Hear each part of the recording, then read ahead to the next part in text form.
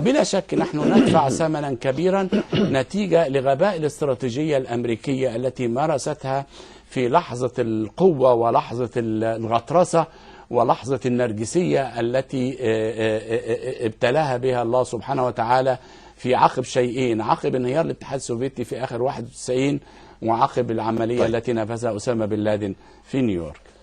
هنالك أيضا رواية تقول أن كل هذه الأحداث تقف وراءها أجهزة مخابراتية. على أي الأحوال معنا عبر الهاتف اللواء محمد رشاد وكيل المخابرات العامة سابقا. سيادة اللواء، هل يمكن بالفعل لمواطن أو إرهابي أن يسير حرا طليقا في حي المعادي الآهل بالسكان المحروس جيدا الذي يصور تقريبا من كل اتجاه ويطلق قذيفة RPG على منطقة القمر الصناعي فلا تحدث أي أضرار؟ موضوع سهل جدا، ان كله الارهاب ده مش محدود. الارهاب الفردي ده او الارهاب اللي على مستوى فردي واثنين ثلاثة، فطبعا ممكن يختبوا في اي مكان ويظهروا في اي مكان.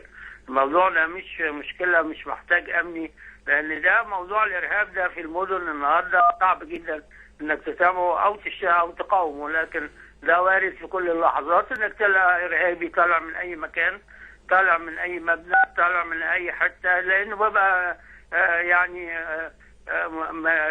موضوع ملاحظته بيبقى محدود جدا. وطبعا الناس دي بتختار توقيتات النهارده ما يكون الشارع فاضي ويكون الملاحظه بتاعتهم قليله، لكن ده وارد يعني ما الارهاب. طب ما قولك في من يقول انه من طلب تفويضا من الشعب لمكافحة الإرهاب المحتمل هو من يسعى إلى خلق حالة من الإرهاب المحتمل؟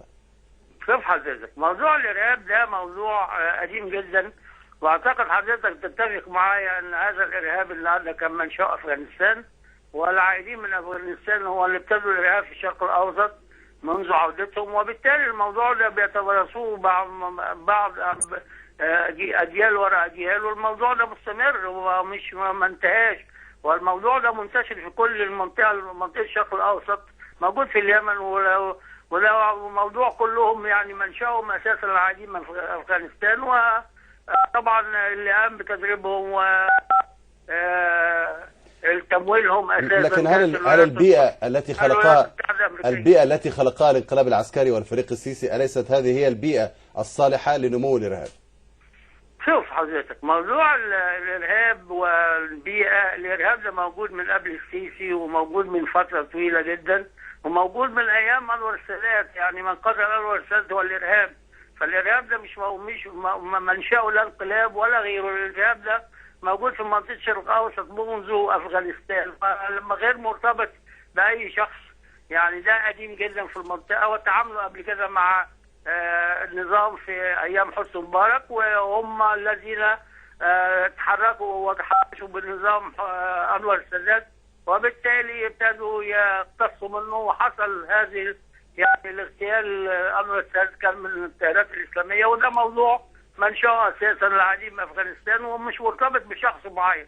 ده هذا الارهاب موجود وتجمعاته موجوده في الشرق الاوسط منذ أن انتهت أزمة أفغانستان، وابتدى العائدون كل المتطوعين اللي طلعوا من الدول العربية رجعوا بلادهم، وبالتالي كان لهم مطالب سياسية، والأنظمة يعني ابتدت تواجه هذه الجماعات، وبالتالي ابتدى هذه الجماعات تحارب الأنظمة محاربة بالتسليح وبالفرقعات، وعانينا منهم كثيرا منذ أيام أنور السادات ثم حسني مبارك، ولكن هذا الموضوع غير مرتبط لا بالسيسي ولا بغيره، لأن ده يعني في رأي حضرتك التفجيرات اللي حصلت ديت، احنا عندنا حوالي 4 عمليات النهارده، هل هذه مرتبطة بالمظاهرات المعارضة للانقلاب العسكري؟ ولا دي حاجة ودي حاجة؟ لا، الإرهاب موجود في سيناء وامتداده موجود في مصر، والجماعات الإسلامية والتيارات الإسلامية منشأة لهذا الإرهاب، والموضوع ده ثابت بالدليل القاطع، لان دول اصلا مش اول مره يعملوا الارهاب ده، الارهاب ده موجود في الشرق الاوسط منذ ان عاد المتطوعين التي ارسلتهم الدول العربيه للاسف الشديد افغانستان، وتم تدريبهم عن طريق الامريكان، وابتدى تسليحهم احيانا عن طريق الامريكان، ثم رجعوا الى بلادهم يبتدوا يحاولوا يحتلوا يطالبوا بمراكز سياسيه او غيره، وبالتالي الانظمه النهارده لما لم تتجاوب معهم وابتدوا يتحركوا ضدها تحركا زي ما انت شايف، وده بنسميه احنا الارهاب. الارهاب ده مش مرتبط بالكلام. طيب ارجو ان تبقى معنا سياده اللواء. اعود مره اخرى لضيفي في الاستوديو العميد صفوت الزيات. يعني